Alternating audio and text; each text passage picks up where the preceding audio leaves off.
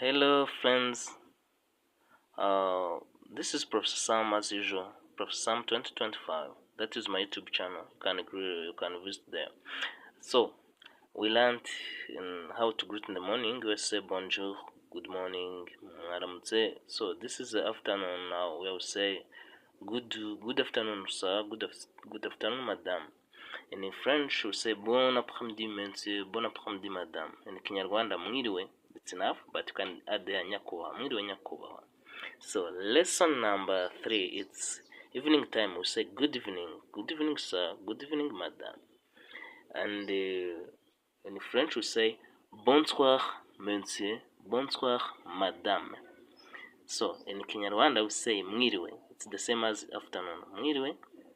You say mwiriwe, it's enough, or you say mwiriwe nyakuba. It's okay. Thank you. Subscribe, please.